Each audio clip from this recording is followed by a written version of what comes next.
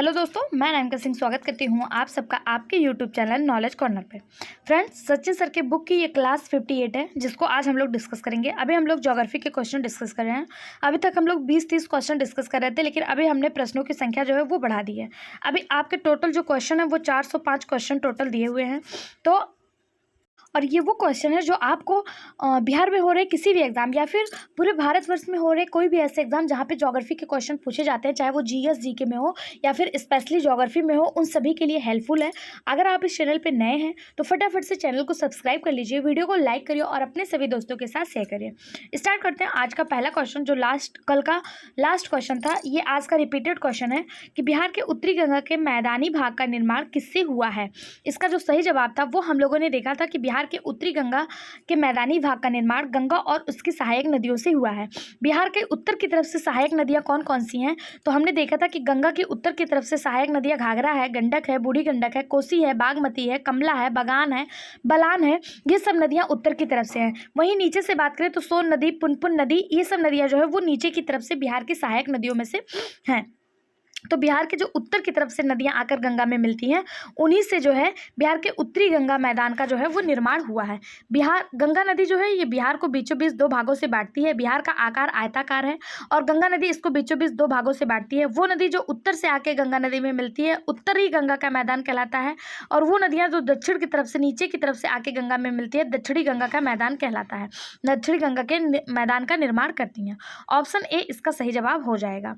अगला क्वेश्चन, बिहार में उत्तर पश्चिम की स्थित हरहा नदी घाटी को क्या कहते हैं। रामधून घाटी, दून घाटी, सुमेश्वर घाटी, एक से अधिक, इनमें से कोई नहीं। रामनगर, दून घाटी, सुमेश्वर घाटी, एक से अधिक, इनमें से कोई नहीं। इसका सही जवाब हो जाएगा ऑप्शन बी। इस घाटी को हरहा घाटी या दून घाटी के नाम से जाना जाता है। बिहार के उत्तर पश्चिम में यह स्थित है। यह घाटी रामनगर, दून और सोमेश्वर, जो आपको रामनगर दून दिया है, रामनगर दून घाटी और सोमेश्वर श्रेणी जो है इसके बीच में पाई जाती है, जैसा कि आपको ऑप्शन में भी बीच में ही मिल गया है। तो ऑप्शन बी इसका सही जवाब हो जाएगा। अगला क्वेश्चन, बिहार के गंगा का उत्तरी मैदान कितने क्षेत्रफल पर विस्तृत है। 20,190 वर्ग किलोमीटर, 33,670 वर्ग किलोमीटर, 56,980 वर्ग किलोमीटर, एक से अधिक, इनमें से कोई नहीं। बिहार में गंगा का उत्तरी मैदान ये जो है लगभग 56,980 वर्ग किलोमीटर पर जो है ये फैला हुआ है। ऑप्शन सी इसका सही जवाब हो जाएगा। बिहार का यह भूभाग गंगा के उत्तर में स्थित तराई क्षेत्र जो लगभग 56,980 वर्ग किलोमीटर क्षेत्र में फैला हुआ है, यह राज्य की कुल भौगोलिक क्षेत्र का 32.77% हिस्सा जो है वो अपने पास रखता है। अगर पूछा जाए उत्तर की तरफ से नदियां कौन कौन सी हैं, तो जैसा मैंने अभी आपको बताया, घाघरा नदी, गंडक नदी, बूढ़ी गंडक, बागमती, कोसी, कमला, महानंदा और बलान जैसी नदियां यह उत्तर की तरफ से आने वाली नदियां हैं, जो टोटल क्षेत्रफल का 32.77% अपने पास रखती हैं। ठीक, और उत्तरी मैदान कितने क्षेत्र पर विस्तृत है, तो 56,980 किलोमीटर या 56,980 किलोमीटर पे जो है ये फैली हुई है। अगला क्वेश्चन, इसका पीडीएफ आपको हमारे टेलीग्राम चैनल पे मिल जाएगा। टेलीग्राम चैनल का लिंक आपको इसी वीडियो के डिस्क्रिप्शन बॉक्स में मिल जाएगा, आप उसे भी जरूर ज्वाइन कर लें, जिस पर पूरे भारतवर्ष में हो रहे कोई भी एग्जाम का अपडेट आपको तुरंत अवेलेबल करवा दिया जाता है। अगला क्वेश्चन है, बिहार के उत्तरी मैदान की ढाल पश्चिमी भाग में किस दिशा में है। उत्तर पूर्व, दक्षिण पश्चिम, उत्तर पूर्व, दक्षिण पूर्व, एक से अधिक, इनमें से कोई नहीं। इसका जो सही जवाब हो जाएगा वो हो जाएगा ऑप्शन ए, दक्षिण पूर्व। बिहार में उत्तरी मैदान की ढाल जो है वो पश्चिमी भाग में दक्षिण पूर्व दिशा की ओर स्थित है।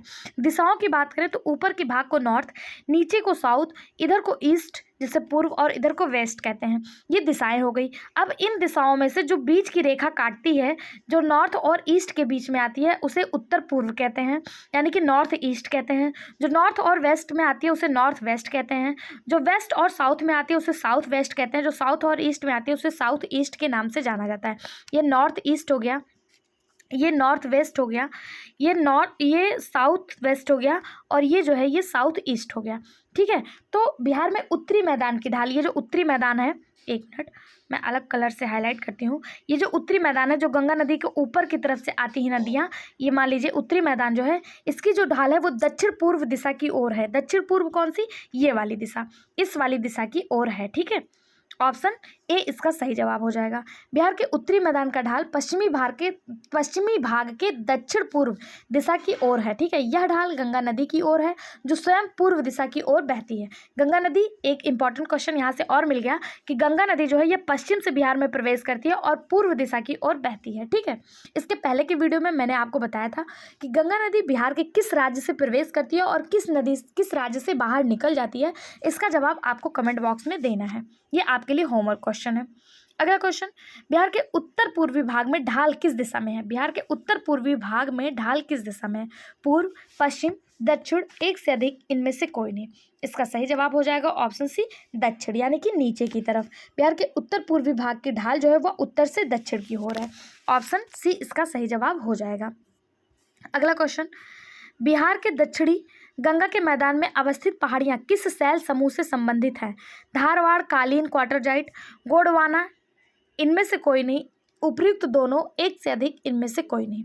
इसका जो सही जवाब हो जाएगा वो हो जाएगा ऑप्शन ए, धारवाड़, कालीन, क्वार्टरजाइट। बिहार के दक्षिण गंगा के मैदान में स्थित पहाड़ियां प्राचीन चट्टानों की बनी हुई हैं जो मुख्यतः धारवाड़, कालीन, क्वार्टरजाइट श्रृंखला से संबंधित हैं। ऑप्शन ए इसका सही जवाब हो जाएगा। अगला क्वेश्चन, क्यूल नदी के बारे में निम्नलिखित में से कौन सा सही है? क्यूल नदी गंगा की सहायक नदी है। क्यूल नदी का उद्गम पश्चिम बंगाल के दामोदर नदी से हुआ है। सोन नदी की एक सहायक नदी है। क्यूल नदी यमुना नदी की सहायक नदी है। उपयुक्त में से एक से अधिक, इनमें से कोई नहीं। बात करें क्यूल नदी की तो इसका जो सही जवाब हो जाएगा वो हो जाएगा ऑप्शन ए, क्यूल नदी यह गंगा की सहायक नदी है। इसका उद्गम पश्चिम बंगाल में नहीं, छोटा नागपुर के पहाड़ से हुआ है जो झारखंड में गिरिडीह जिले में स्थित है। छोटा नागपुर कहाँ है? तो यह झारखंड में है और यहीं से जो है क्यूल नदी का उद्गम जो है वो हुआ है। ठीक है, तो ऑप्शन ए इसका सही जवाब हो जाएगा। यह सोन की सहायक नहीं है, यमुना की भी सहायक नहीं है। यह डायरेक्ट जो है ये जो नदी है क्यूल नदी, यह गिरहिट जिले में स्थित पर्वतमाला से गिरती है और जमुई होते हुए लखीसराय पहुंचकर हरुहर नदी से मिल जाती है। ये किसकी सहायक नदी है? तो हरुहर नदी की सहायक नदी है। इसके बाद यह मुंगेर जिले में गंगा से मिलती है। तो क्यूल नदी ना तो यमुना की सहायक है ना तो सोन नदी की है। अगर किसी की सहायक है तो कौन सी नदी की सहायक है? हरुहर नदी की सहायक है। ठीक है, हरुहर नदी की सहायक है और जो हरुहर नदी आगे जाके मुंगेर में गंगा नदी से मिल जाती है, यानी कि यह क्यूल नदी गंगा नदी की सहायक नदी है। अगला क्वेश्चन, अधरी नदी के संबंध में कौन सा कथन सत्य है? यह गंगा की सहायक प्राकृतिक नदी है, यह बिहार की सबसे लंबी नदी है, यह मानव निर्मित नदी है, सोन नदी की एक सहायक नदी है, एक से अधिक, इनमें से कोई नहीं। अधरी नदी या गंगा नदी की कौन सा सत्य है पूछा है ना, कौन सा सत्य है? तो यह प्राकृतिक अधरी नदी जो है यह मानव निर्मित नदी है, तो यह प्राकृतिक हो नहीं सकती।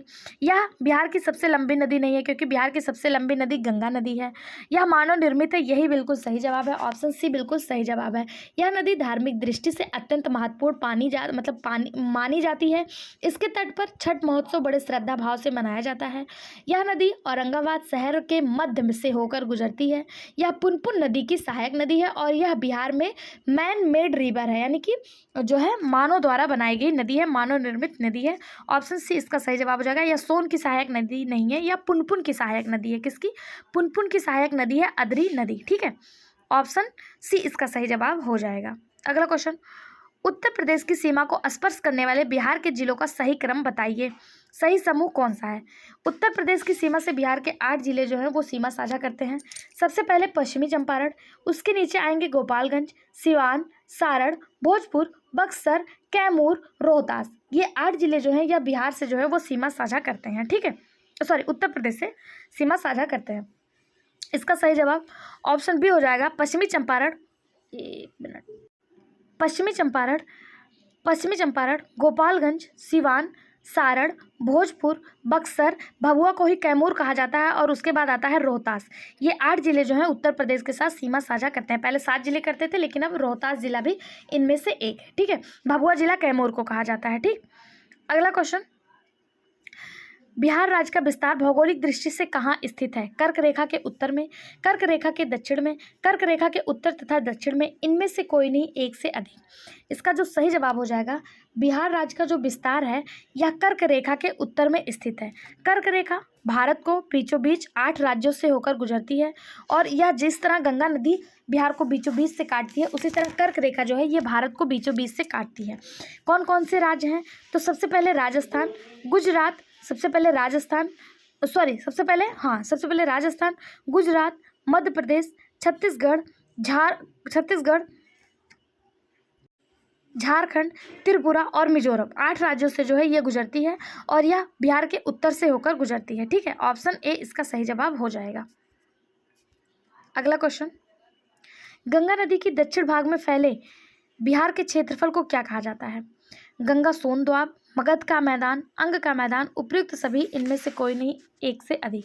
इसका जो सही जवाब हो जाएगा वो हो जाएगा ऑप्शन डी, उपयुक्त सभी। गंगा नदी दक्षिण में फैले हुए क्षेत्र को कई नामों से जाना जाता है। क्योंकि दक्षिण की तरफ से सोन नदी आकर मिलती है तो इसे गंगा सोन दोआब भी कहा जाता है।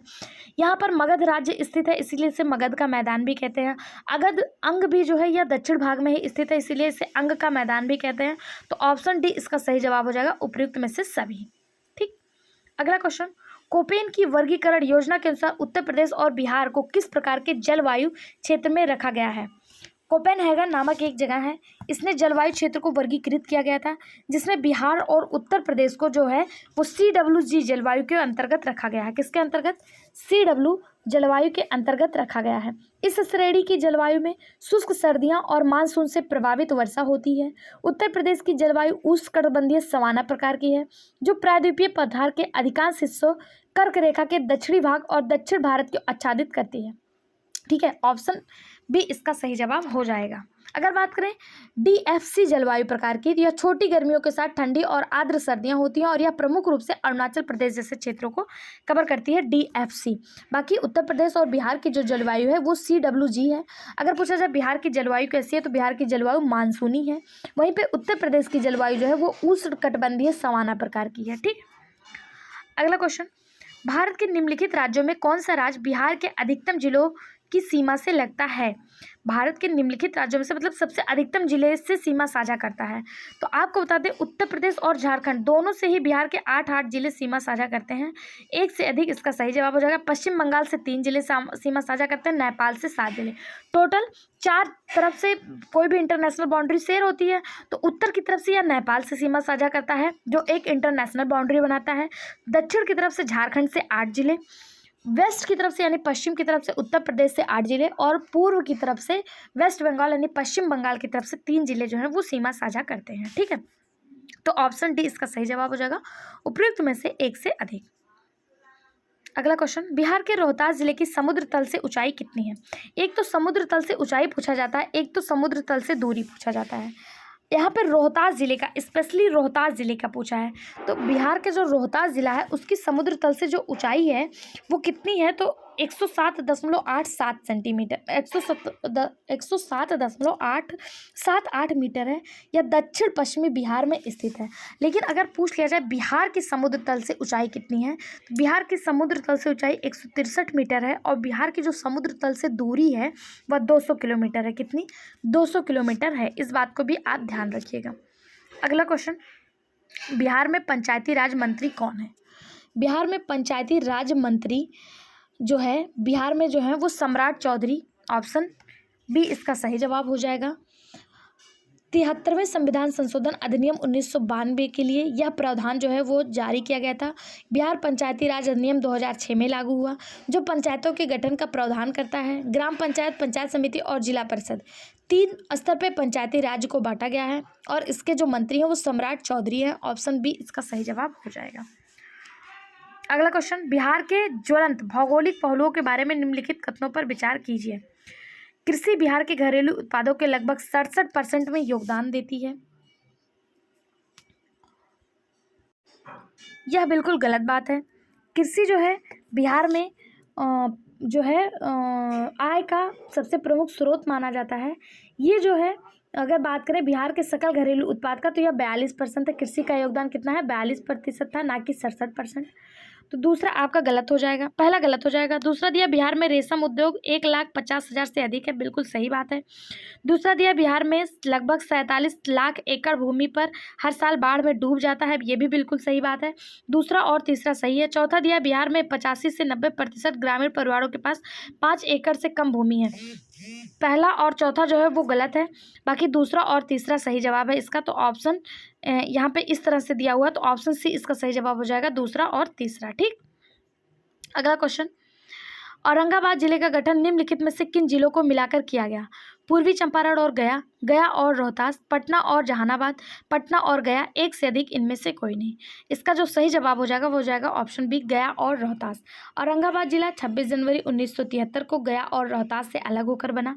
अगर पूछा जाए कब बना, तो 26 जनवरी 1973 को बना। ठीक है, या कुछ हिस्से गया का और कुछ हिस्से रोहतास का मिलाकर क्या बना है, औरंगाबाद जिला बना है। यह दक्षिण बिहार में स्थित है। रोहतास उत्तर प्रदेश से सीमा साझा करता है, वहीं गया की बात करें तो यह झारखंड से सीमा साझा करता है। ठीक, अगला क्वेश्चन, अन्य राज्यों की तुलना में बिहार में भूमि जोतों का औसत आकार क्या है? सबसे कम, दूसरा सबसे कम, सबसे अधिक, दूसरा सबसे अधिक, उपयुक्त में से कोई नहीं, एक से अधिक। इसका सही जवाब हो जाएगा ऑप्शन बी, दूसरा सबसे कम। कृषि जनगणना 2015-16 के अनुसार बिहार में भूमि जोतों का औसत आकार देश में दूसरे सबसे कम पर है बिहार का, जो राज्य में भूमि के अत्यधिक विभाजन और सीमांतर संसाधनों को दर्शाता है। ठीक है, यानी कि बताया गया है कि बिहार को कई भागों में बांटा गया और यहाँ पे जो संसाधन है वो भी लिमिटेड है, इसलिए दूसरा सबसे कम है भूमि जोतों के औसत पर। ठीक, अगला क्वेश्चन, बिहार में निम्नलिखित जिलों में से कौन सा नेपाल के साथ सीमा साझा नहीं करता है? मधुबनी, किशनगंज, सीतामढ़ी, पूर्णिया, एक से अधिक, इनमें से कोई नहीं। इसका जो सही जवाब हो जाएगा वो हो जाएगा ऑप्शन डी। अगर आपको नहीं भी पता है कि नेपाल से कौन कौन से जिले सीमा साझा करते हैं, तो आपको मैंने इसके पहले की वीडियो में बताया था, किशनगंज, पूर्णिया और कटिहार, ये 3 जिले ऐसे हैं जो वेस्ट बंगाल से सीमा साझा करते हैं। किशनगंज नेपाल और वेस्ट बंगाल दोनों से सीमा साझा करता है, पूर्णिया वेस्ट बंगाल से, और कटिहार जो है ये वेस्ट बंगाल और झारखंड दोनों से सीमा साझा करता है। तो पूर्णिया तो नेपाल के आसपास भी नहीं है, इसलिए यही इसका सही जवाब हो जाएगा ऑप्शन डी, पूर्णिया। ठीक है, जबकि अगर बात करें कि नेपाल से कौन कौन से जिले सीमा साझा करते हैं, तो सबसे पहले पश्चिमी चंपारण, फिर पूर्वी चंपारण, सीतामढ़ी, मधुबनी, सुपौल, अररिया, किशनगंज, ये नेपाल के साथ 7 जिले सीमा साझा करते हैं। इनको याद करने का ट्रिक मैंने आपको बताया था। आप चाहें तो हमारे इसी चैनल पे map bye Anamika Singh, Bihar map bye Anamika Singh करके देख लीजिएगा। सारे जिले, सारे अनुमंडल, सारे प्रमंडल और प्रमंडल से जितने भी जिले हैं उन सबको ट्रिक के माध्यम से याद करने का तरीका मैंने आपको बताया हुआ है मैप के माध्यम से, वो आपको बहुत आसानी से याद हो जाएगा, तो आप उन्हें भी जरूर देखें। ठीक, इसका सही जवाब ऑप्शन डी हो जाएगा। अगला क्वेश्चन, बिहार के तराई क्षेत्र का विस्तार है छोटा नागपुर पठार के उत्तरी तट के समांतर, भारत नेपाल सीमा के समांतर, रोहतास पठार के पूर्वी तट के समांतर, या फिर राजमहल पर्वत श्रृंखला की पश्चिमी सीमा के समांतर। तो बिहार, नेपाल जो है ये एक पहाड़ी क्षेत्र है और नेपाल से सटा हुआ है भारत नेपाल सीमा समानांतर, यानी भारत नेपाल से जो सीमा साझा करता है इसी के नीचे के क्षेत्र को ही तराई का क्षेत्र कहा जाता है। ऑप्शन बी इसका सही जवाब हो जाएगा। ठीक है, बिहार का तराई क्षेत्र भारत नेपाल सीमा के समांतर फैला हुआ है और यह मुख्यतः पश्चिमी चंपारण, पूर्वी चंपारण, सीतामढ़ी, मधुबनी, किशनगंज, अररिया जैसे जिलों में स्थित है। ये कौन से जिले हैं? वही जिले जो बिहार और नेपाल दोनों से सीमा साझा करते हैं, यानी कि इससे जो सटे हुए हैं। ठीक है, इसी को तराई क्षेत्र के नाम से जाना जाता है। तो ऑप्शन बी इसका सही जवाब हो जाएगा। अगला क्वेश्चन, बिहार में अधिकतम औसत वार्षिक वर्षा वाला जिला है गया, औरंगाबाद, पटना, किशनगंज, एक से अधिक, इनमें से कोई नहीं। सबसे ज़्यादा वर्षा कहाँ होता है? तो अगर सबसे कम वर्षा पूछा जाए तो गया हो जाएगा और सबसे अधिक वर्षा जो है वो किशनगंज में होता है। किशनगंज बिहार का वह जिला है जो नेपाल और वेस्ट बंगाल दोनों के साथ सीमा साझा करता है और यहीं पर सबसे अधिक जो है वर्षा देखने को मिलती है। ठीक है, कितनी होती है? सबसे अधिक। और सबसे कम कहाँ पर होती है? गया जिले में होती है।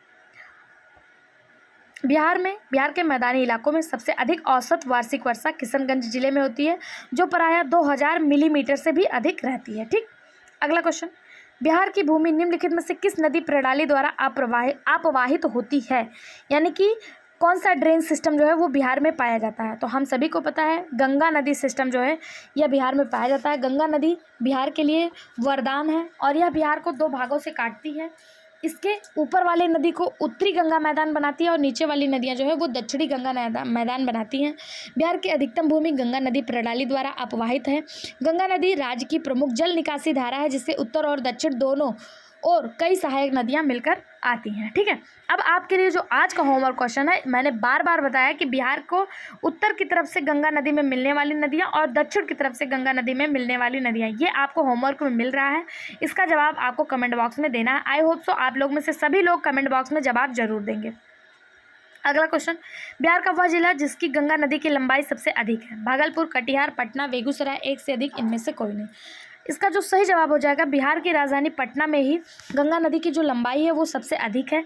कितनी है? 99 किलोमीटर जो है ये बहती है। गंगा नदी बिहार के टोटल 11 जिलों से होकर बहती है, लेकिन जो सबसे लंबी बहती है वो पटना से होकर बहती है। ऑप्शन सी इसका सही जवाब हो जाएगा।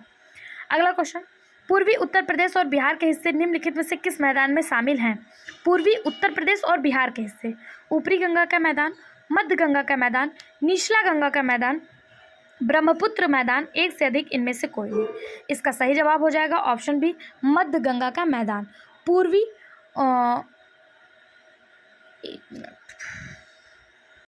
पूर्वी उत्तर प्रदेश और बिहार का क्षेत्रफल मध्य गंगा के मैदान में आता है, जो पूर्व पश्चिम में लगभग 600 पूर्व पश्चिम यानी ये वाला लगभग 600 किलोमीटर और उत्तर से दक्षिण में 330 किलोमीटर जो है यह फैला हुआ है। ठीक है, ऑप्शन बी इसका सही जवाब हो जाएगा। अगला क्वेश्चन, बिहार में निम्नलिखित भागों में कौन सा भूगर्भिक दृष्टि से अपेक्षाकृत पुराना है? रोहतास पठार, उत्तर पश्चिमी पहाड़ियाँ, खड़गपुर पहाड़ियाँ, उत्तरी गंगा के मैदान, एक से अधिक, इनमें से कोई नहीं। सबसे पुराना पूछा है, इसका सही जवाब हो जाएगा ऑप्शन सी, खड़गपुर पहाड़ियाँ।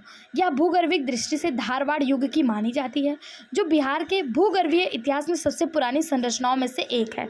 ऑप्शन सी इसका सही जवाब हो जाएगा। अगला क्वेश्चन, बिहार के निम्नलिखित जिलों में से केवल किस एक में पिंडमोट दलदली मिट्टी पाई जाती है? बिहार का केवल एक जिला है जहाँ पे पिंडमोट दलदली मिट्टी पाई जाती है, वो कौन सा जिला है? इसका सही जवाब हो जाएगा ऑप्शन सी, पश्चिमी चंपारण। पिंडमोट दलदली मिट्टी मुख्यतः बिहार के पश्चिमी चंपारण के उत्तर पश्चिम भाग में पाई जाती है, जो नेपाल के तराई सीमा के समीप है।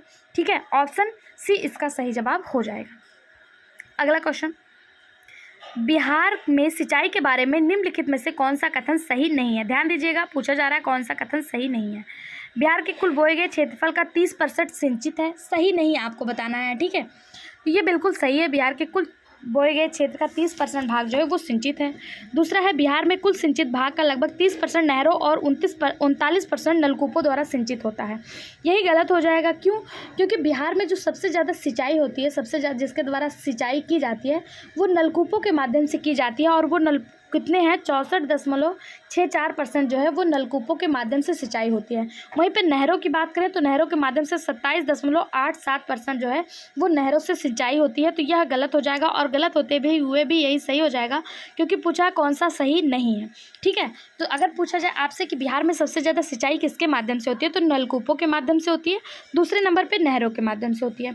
नलकूपों के माध्यम से कितने % होती है? तो 64.64%, और नहरों के माध्यम से 27.87%। ठीक है, ऑप्शन बी गलत होते हुए भी सही हो जाएगा। अगला दिया, नहरों द्वारा सिंचित अधिकतम क्षेत्रफल भोजपुर, औरंगाबाद, पश्चिमी चंपारण, रोहतास और मुंगेर जिले हैं। बिल्कुल सही बात है, ये गलत है, बी वाला गलत है, और गलत होते हुए भी यही सही हो जाएगा। नलकूपों द्वारा सिंचित अधिकतम क्षेत्रफल समस्तीपुर, सीतामढ़ी, बेगूसराय, मुजफ्फरपुर, गोपालगंज और खगड़िया है। ये भी बिल्कुल सही है। ठीक, ऑप्शन बी आपका गलत हो जाएगा। अगला क्वेश्चन, बिहार और उत्तर प्रदेश राज्यों की संयुक्त सिंचाई परियोजना कौन सी है? ये वही परियोजना है जिसको मैंने कल आपको होमवर्क के रूप में पूछा था, और आप में से किसी ने भी इसका जवाब नहीं दिया है कि वो कौन सी परियोजना है, और ये गंडक नदी पर बनी हुई है, जिसे गंडक नदी परियोजना के नाम से जाना जाता है। ऑप्शन डी इसका सही जवाब हो जाएगा। यह बिहार और उत्तर प्रदेश के साथ साथ नेपाल की भी परियोजना है। यह नेपाल को जो है भी सिंचित करता है। यह एक बैराज है जो गंडक नदी पर एक बैराज बनाने के बारे में है। गंडक नदी से 2 नहरें निकलती हैं, एक तिरहुत नहर और दूसरा सारण नहर। ठीक, कौन कौन सा नहर? तिरहुत नहर और सारण नहर। तिरहुत नहर बिहार के चंपारण, दरभंगा, मुजफ्फरपुर जिले को सिंचाई देती है, जबकि सारण नहर जो है यह बिहार के सारण जिले और उत्तर प्रदेश के देवरिया और गोरखपुर जिलों को सिंचाई देती है। ये दोनों नहर किस नदी से निकाली गई? तो गंडक नदी से निकाली गई। गंडक नदी नेपाल से होती हुई बिहार में भैंसालोटन नामक जगह पर जो है बिहार में प्रवेश करती है और इसी पर जो है गंडक बैराज बनाया गया है। ठीक, ऑप्शन डी इसका सही जवाब हो जाएगा।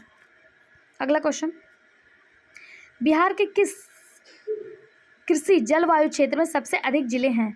उत्तर पूर्व, उत्तर पश्चिम, दक्षिण पूर्व, दक्षिण पश्चिम, एक से अधिक, इनमें से कोई नहीं।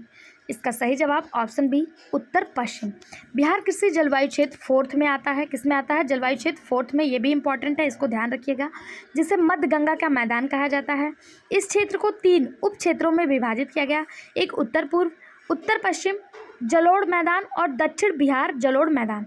उत्तर पश्चिम क्षेत्र में 12 जिले शामिल हैं जो सबसे अधिक हैं। ठीक है, 3 भाग कौन कौन से हैं? उत्तर पूर्व, उत्तर पश्चिम और तीसरा जो है दक्षिण बिहार। ठीक है, दक्षिण बिहार।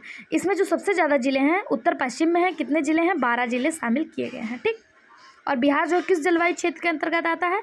फोर्थ जलवायु क्षेत्र के अंतर्गत आता है। बिहार की जलवायु कैसी है? तो बिहार की जलवायु जो है वो मानसूनी है। ठीक, अगला क्वेश्चन, निम्नलिखित में से कौन सी भू आकृति बिहार राज्य के उत्तर पश्चिमी भागों में स्थित है?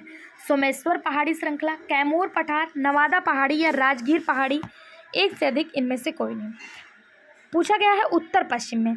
जब मैंने आपको बिहार का मैप, मैं आपको लगभग हर वीडियो में बताती हूँ कि बिहार का मैप कैसा है, आयताकार है, जिसके ऊपर के भाग को उत्तर कहते हैं, नॉर्थ, नीचे के भाग को साउथ, इधर ईस्ट और इधर वेस्ट और इधर ईस्ट। तो उत्तर पश्चिम का भाग यही हुआ ना। और यहीं पे वेस्ट पश्चिमी चंपारण में आपको सोमेश्वर हिल देखने को मिलता है। तो उत्तर पश्चिमी, और यहाँ पे आपको नीचे की तरफ कैमूर देखने को मिलता है। तो कैमूर होगा नहीं, नवादा होगा नहीं, राजगीर होगा नहीं। इसका जो सही जवाब हो जाएगा वो हो जाएगा ऑप्शन ए सोमेश्वर की पहाड़ी। बिहार राज्य में उत्तर पश्चिम भागों में सोमेश्वर पहाड़ी श्रृंखला स्थित है। सोमेश्वर पहाड़ी और दून पहाड़ी बाहरी हिमालय पर्वत का भी हिस्सा है। ठीक है, ये किसका हिस्सा है? तो यह हिमालय पर्वत का भी एक हिस्सा है। ऑप्शन ए इसका सही जवाब हो जाएगा। अगला क्वेश्चन, छोटा नागपुर पठार के वन किस प्रकार होते हैं? सदाबहार, पर्णपाती, सवाना या कांटेदार। इस तरह से आपको आंसर जो है कूट के माध्यम से लगाना है कि छोटा नागपुर जो पठार है इसके वन किस प्रकार होते हैं। तो छोटा नागपुर के जो पठार हैं इसके जो वन होते हैं वो मुख्यतः पर्णपाती वन पाए जाते हैं, जिन्हें महुआ, खैर, बम्बैकस या सेमल जिसे आप कहते हैं, शीशम, आम और बरगद के पेड़ प्रमुख हैं। इस क्षेत्र में सवाना प्रकार के भी वन पाए जाते हैं, जिसमें विशाल घास के मैदान और विभिन्न प्रकार के पेड़ उगते हैं। यानी कि पर्णपाती और सवाना दोनों ही पाए जाते हैं। पर्णपाती और सवाना 2 और 3 दोनों ही सही है, जो आपको ऑप्शन सी में देखने को मिल रहा है। इस प्रकार ऑप्शन सी आपका सही जवाब हो जाएगा। ठीक, अगला क्वेश्चन, बिहार का अधिकांश क्षेत्र किस प्रकार की मिट्टी से ढका हुआ है? पर्वतीय मिट्टी, जलोढ़ मिट्टी, नियमित मिट्टी जिसे रेगुलर साइड सॉइल कहते हैं, या फिर तराई सॉइल। इसका जो सही जवाब हो जाएगा वो हो जाएगा ऑप्शन बी जलोढ़ मिट्टी। बिहार का अधिकांश क्षेत्र जो है वो जलोढ़ मिट्टी से ढका हुआ है, या बिहार के अधिकांश हिस्से में फैली हुई, जिसे इंडो गैंगेटिक क्षेत्र के नाम से भी जाना जाता है, क्योंकि बिहार को गंगा नदी काटती है और गंगा नदी जो बहाकर नदियाँ लाती है, उसी जो मिट्टी लाती है उसी को जलोढ़ मिट्टी कहा जाता है। और यह बिहार के लगभग दक्षिणी भाग में पूरी तरह से फैली हुई है और यह सबसे ज़्यादा हिस्सा भी कवर करती है। इसे इंडो गैंगेटिक क्षेत्र भी कहा जाता है। ठीक, ऑप्शन बी इसका सही जवाब हो जाएगा। अगला क्वेश्चन, बिहार में लीची उत्पादन है भारत के उत्पादन का 60%, भारत के उत्पादन का 50%, भारत के उत्पादन का 74% या भारत के उत्पादन का 80%, एक से अधिक, इनमें से कोई नहीं। बात करें बिहार में भारत की कुल लीची उत्पादन का, तो लगभग 43% जो होता है भारत की कुल लीची उत्पादन का, अकेला बिहार जो है वो 43% लीची उत्पादित करता है। यह भारत में लीची की खेती के लिए कुल क्षेत्रफल का लगभग 35% कवर करता है। कितना कवर करता है? यह आंकड़ा किसके द्वारा दिया जाता है? तो राष्ट्रीय लीची अनुसंधान संस्था के द्वारा यह आंकड़ा जारी किया जाता है। अगर पूछा जाए भारत में लीची उत्पादन पे नंबर 1 राज्य तो बिहार है, और कितना परसेंट उत्पादित करता है? 43%। बिहार का वह कौन सा जिला जिसे लीची के लिए GI टैग भी मिला है और लीची उत्पादन में नंबर 1 पे है? तो वो जिला मुजफ्फरपुर है। कौन सा जिला है? मुजफ्फरपुर। मुजफ्फरपुर की लीची जो है वो बहुत ज़्यादा फेमस है। ठीक है, और भारत के पूरे उत्पादन का लगभग 43% बिहार अकेला लीची का उत्पादन करता है। ऑप्शन ई इनमें से सही जवाब हो जाएगा, क्योंकि इनमें से कोई भी इसका सही जवाब नहीं है। अगला क्वेश्चन, बिहार के निम्नलिखित कृषि जलवायु क्षेत्र में कौन सा अधिकतम मखाना, जिसे आप फॉक्सनट कहते हैं, फॉक्सनट जिसे आप मखाना भी कहा जाता है, फॉक्सनट, कहाँ पे उगाया जाता है? तो बात करें भारत में उग रहे टोटल मखानों की, तो लगभग बिहार जो है 90% अकेले मखाना उत्पादन पे नंबर 1 पे है, पहली बात। दूसरी बात, मखाना जिसे फॉक्सनट कहा जाता है या इसी को गोर्गन भी कहा जाता है। क्या कहा जाता है? गोर्गन। मखाना के कई नाम है, जैसे इंग्लिश में फॉक्सनट या फिर गोर्गन नाम से भी जाना जाता है। यह एक नकदी फसल है। कैसी फसल है? नकदी फसल है। और यह जलोढ़ मिट्टी में उगाई जाती है। कौन सी? जलोढ़ मिट्टी में उगाई जाती है, ठीक है। और 90% अकेला बिहार, पूरे मखाना जितना भारत में उत्पादित किया जाता है उसका अकेला 90% बिहार ही उत्पादित करता है। इसका जो सही जवाब हो जाएगा, ये उत्तर पूर्वी जलोढ़ मैदान में जो है मखाना जो है वो उत्पादित किया जाता है, जिनमें से दरभंगा, मधुबनी, पूर्णिया, कटिहार जिले जो हैं वो शामिल हैं। अगर पूछा जाए पूरे भारत का सबसे ज़्यादा मखाना कहाँ उत्पादित किया जाता है, तो बिहार में कितना परसेंट? लगभग 90%, ठीक, 90%, ठीक है। अगला क्वेश्चन, निम्नलिखित में से बिहार का सबसे पूर्वी नगर कौन सा है? भागलपुर, पूर्णिया, पटना या कटिहार? इसका सही जवाब ऑप्शन डी, कटिहार। कटिहार वही जिला है जो पश्चिमी चंपारण और झारखंड दोनों के साथ सीमा साझा करता है और यह बिहार का सबसे पूर्वी जिला माना जाता है। ऑप्शन डी इसका सही जवाब हो जाएगा, ठीक, ऑप्शन डी। कटिहार बिहार राज्य का सबसे पूर्वी नगर है। यह पूर्णिया प्रमंडल में स्थित है और पूर्व दिशा में पश्चिमी बंगाल से सटा हुआ है। भागलपुर कटिहार से दक्षिण पश्चिम में तथा पूर्णिया दक्षिण पूर्व में स्थित है। पटना राज्य के लगभग मध्य भाग में स्थित है, ठीक है। अगला क्वेश्चन, निम्नलिखित में से कौन सा शहर सिल्क सिटी यानी रेशम नगरी के नाम से जाना जाता है? सिल्क सिटी के नाम से जो बिहार का जाना जाने वाला जिला है वो भागलपुर है।